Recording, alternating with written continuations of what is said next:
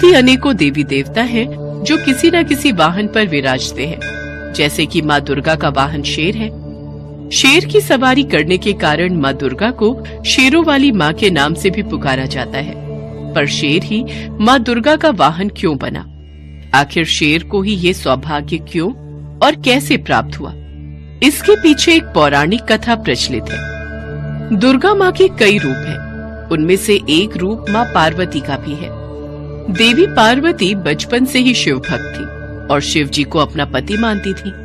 वो शिव जी को पाने के लिए हमेशा तपस्या में लीन रहती थी। देवी पार्वती ने भगवान शिव को पति के रूप में पाने के लिए वर्षों तक कठोर तपस्या की थी। इस कठिन तपस्या में काफी समय तक लीन रहने से देवी पार्वती का रंग सांवला हो गया था। विवाह के पश्चात एक दिन भगवान शिव और देवी पार्वती कैलाश पर्वत पर बैठकर आपस में हंसी ठिठोली कर रहे थे। उसी बीच शिव जी ने माता पार्वती को सांवली कह दिया।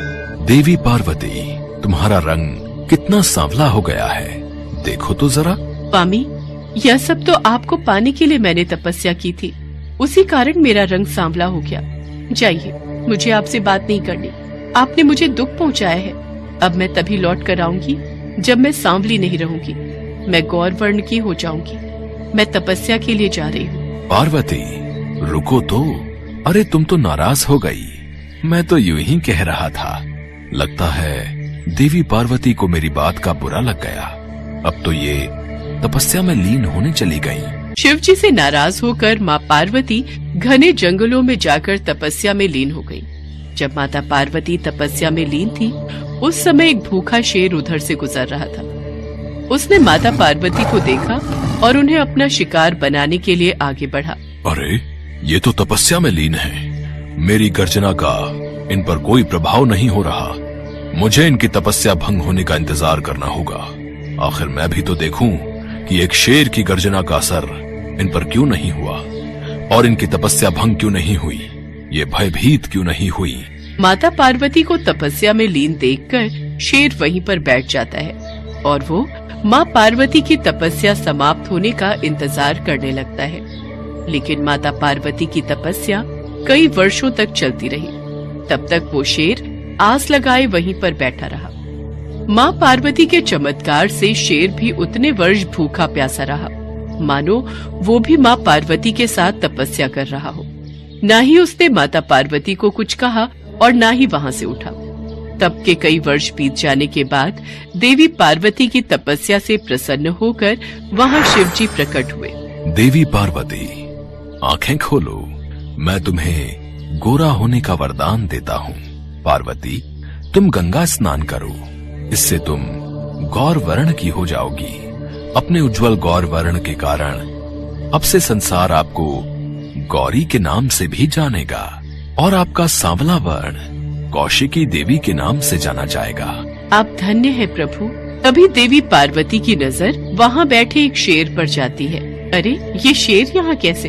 देवी पार्वती, इसे देखकर तो ऐसा प्रतीत हो रहा है कि वर्षों से ये भी आपके साथ ही यहीं तपस्या में बैठा हुआ है। माता पार्वती, भगवान शिव, मेरा प्रणाम स्वीकार कीजिए।